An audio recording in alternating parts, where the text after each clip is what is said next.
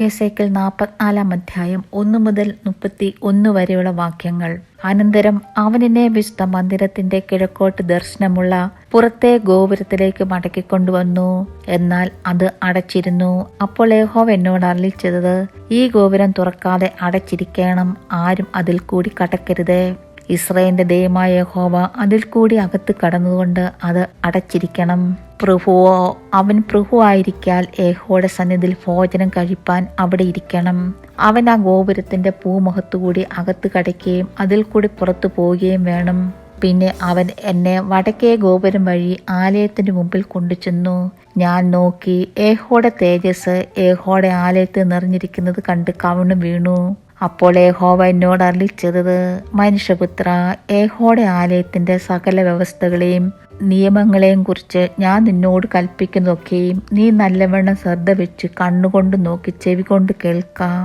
ആലയത്തിലേക്കുള്ള പ്രവേശനത്തെയും വിശുദ്ധ മന്ദിരത്തിനുള്ള പുറപ്പാടുകളെയും നീ നല്ലവണ്ണം കുറിക്കൊള്ളുക. ഇസ്രായേൽ ഗൃഹക്കാരായ മത്സരികളോട് നീ പറയേണ്ടത്, യഹോവയെ കർത്താവ് ഇപ്രകാരം അരുളി ചെയ്യുന്നു, ഇസ്രായേൽ ഗൃഹമേ, നിങ്ങളുടെ സകല മ്ലേച്ഛതകളും മതിയാക്കുവിൻ. നിങ്ങൾ എന്റെ ആഹാരമായി മേധസ്സും രക്തവും അർപ്പിക്കുമ്പോൾ എന്റെ ആലയത്തെ അശുദ്ധമാക്കേണ്ടതിനും നിങ്ങൾ ഹൃദയത്തിലും മാംസത്തിലും അഗ്രചർമ്മികളായ അന്യജാതിക്കാരെ എന്റെ വിശുദ്ധ മന്ദിരത്തിൽ ഇരിപ്പാൻ കൊണ്ടുവന്നതിനാൽ നിങ്ങളുടെ സകല മ്ലേച്ഛതകൾക്കും പുറമെ നിങ്ങൾ എന്റെ നിയമവും ലംഘിച്ചിരിക്കുന്നു. നിങ്ങൾ എന്റെ വിശുദ്ധ വസ്തുക്കളുടെ കാര്യം വിചാരിക്കാതെ അവരെ എന്റെ വിശുദ്ധ മന്ദിരത്തിൽ കാര്യവിചാരണയ്ക്ക് ആക്കിയിരിക്കുന്നു. യഹോവയെ കർത്താവ് ഇപ്രകാരം അരുളി ചെയ്യുന്നു, ഇസ്രായേൽ മക്കളുടെ ഇടയിലുള്ള യാതൊരു അന്യജാതിക്കാരനും ഹൃദയത്തിലും മാംസത്തിലും അഗ്രചർമ്മിയായ യാതൊരു അന്യജാതിക്കാരനും തന്നെ എന്റെ വിശുദ്ധ മന്ദിരത്തിൽ പ്രവേശിക്കരുത്. ഇസ്രായേൽ തെറ്റിപ്പോയ കാലത്ത് എന്നെ വിട്ടകന്നു പോയവരും എന്നെ വിട്ടു തെറ്റി വിഗ്രഹങ്ങളോട് ചേർന്നവരുമായ ലേവ്യർ തന്നെ തങ്ങളുടെ അകൃത്യം വഹിക്കണം. അവർ എന്റെ വിശുദ്ധ മന്ദിരത്തിൽ ആലയത്തിന്റെ പടിവാതിക്കൽ എല്ലാ ശുശ്രൂഷകന്മാരായി കാവൽ നിന്ന് ആലയത്തിൽ ശുശ്രൂഷ ചെയ്യണം. അവർ ജനത്തിനു വേണ്ടി ഹോമയാഗവും ഹനനയാഗവും അറുത്ത് അവർക്ക് ശുശ്രൂഷ ചെയ്യേണ്ടതിന് അവരുടെ മുമ്പിൽ നിൽക്കണം. അവർ അവരുടെ വിഗ്രഹങ്ങളുടെ മുമ്പാകെ ശുശ്രൂഷ ചെയ്ത് ഇസ്രായേൽ ഗൃഹത്തിന് അകൃത്യ ഹേതുവായി തീർന്നതുകൊണ്ട് ഞാൻ അവർക്ക് വിരോധമായി കൈ ഉയർത്തി സത്യം ചെയ്തിരിക്കുന്നു. അവർ തങ്ങളുടെ അകൃത്യം വഹിക്കണം എന്ന് യഹോവയായ കർത്താവിന്റെ അരുളപ്പാട്. അവർ എനിക്ക് പുരോഹിത ശുശ്രൂഷ ചെയ്യുവാനും അതിവിശുദ്ധങ്ങളായ എന്റെ സകല വിശുദ്ധ വസ്തുക്കളെയും തൊടുവാനും എന്നോട് അടുത്ത് വരാതെ തങ്ങളുടെ ലജ്ജയും തങ്ങൾ ചെയ്ത മ്ലേച്ഛതകളും വഹിക്കണം. എന്നാൽ ആലയത്തിന്റെ എല്ലാ വേലയ്ക്കും അതിൽ ചെയ്യാനുള്ള എല്ലാറ്റിനും ഞാൻ അവരെ അതിൽ വിചാരകന്മാരാക്കി വെക്കും. ഇസ്രായേൽ മക്കൾ എന്നെ വിട്ട് തെറ്റിപ്പോയ കാലത്ത് എന്റെ വിശുദ്ധ മന്ദിരത്തിന്റെ കാര്യവിചാരണ നടത്തിയിരുന്ന സാദോക്കിന്റെ പുത്രന്മാരായ ലേവ്യ പുരോഹിതന്മാർ എനിക്ക് ശുശ്രൂഷ ചെയ്യേണ്ടതിന് എന്നോടടുത്ത് വരികയും മേധസ്സും രക്തവും എനിക്ക് അർപ്പിക്കേണ്ടതിന് എന്റെ മുമ്പാകെ നിൽക്കുകയും വേണം എന്ന് യഹോവയായ കർത്താവിന്റെ അരുളപ്പാട്. അവർ എന്റെ വിശുദ്ധ മന്ദിരത്തിൽ കടന്ന് എനിക്ക് ശുശ്രൂഷ ചെയ്യേണ്ടതിന് എന്റെ മേശയുടെ അടുക്കൽ വരികയും എന്റെ കാര്യവിചാരണ നടത്തുകയും വേണം. എന്നാൽ അകത്തെ പ്രകാരത്തിന്റെ വാതിലുകൾക്കകത്ത് കടക്കുമ്പോൾ അവർ ശണവസ്ത്രം ധരിക്കണം. അകത്തെ പ്രകാരത്തിന്റെ വാതിക്കലും ആലയത്തിനകത്തും ശുശ്രൂഷ ചെയ്യുമ്പോൾ ആട്ടിൻ രോമം കൊണ്ടുള്ള വസ്ത്രം ധരിക്കരുത്.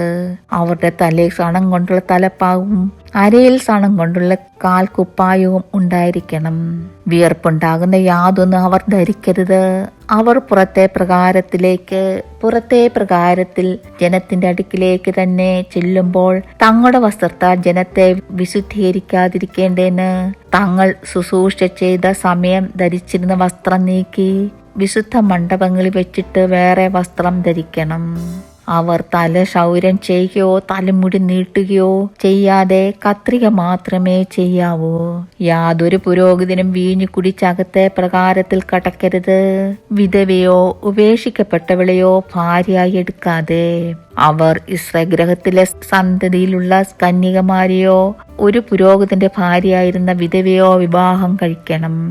അവർ വിശുദ്ധമായതിനും സാമാന്യമായതിനും തമ്മിലുള്ള വ്യത്യാസം എന്റെ ജനത്തിന് ഉപദേശിച്ച് മലിനമായതും നിർമ്മലമായതും അവരെ തിരിച്ചറിയുമാറാക്കണം. വ്യവഹാരത്തിൽ അവർ ന്യായം വിധിപ്പാൻ നിൽക്കണം.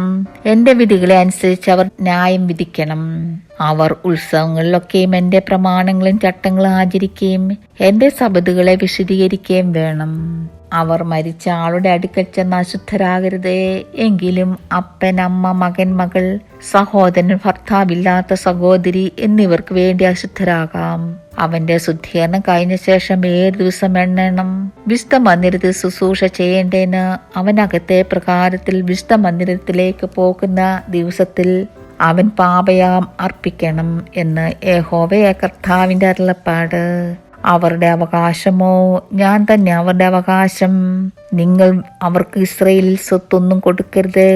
ഞാൻ തന്നെ അവരുടെ സ്വത്താകുന്നു. അവർ ഭോജനയാഗം, പാപയാഗം, അകൃത്യയാഗം എന്നിവ കൊണ്ട് ഉപജീവനം കഴിക്കണം. ഇസ്രായേലിൽ നിവേദിതമായതൊക്കെയും അവർക്കുള്ളതായിരിക്കണം. സകലവിധ ആദിഫലങ്ങളിലും ഉത്തമമായതും വഴിപാടായി വരുന്ന എല്ലാ വക വഴിപാടും പുരോഹിതന്മാർക്കുള്ളതായിരിക്കണം. നിന്റെ വീട്ടിന്മേൽ അനുഗ്രഹം വരുത്തേണ്ടതിന് നിങ്ങളുടെ തരിമാവിന്റെ ആദ്യഭാഗവും പുരോഹിതന് കൊടുക്കണം. താനെ ചത്തതും പറിച്ചു കീറിപ്പോയതുമായ പക്ഷിയോ മൃഗത്തെയോ ഒന്നിനും പുരോഹിതൻ തിന്നരുത്. ദൈവമേ, സ്തുതി നിനക്ക് യോഗ്യമാകുന്നു. ബാറിക്കുമോ.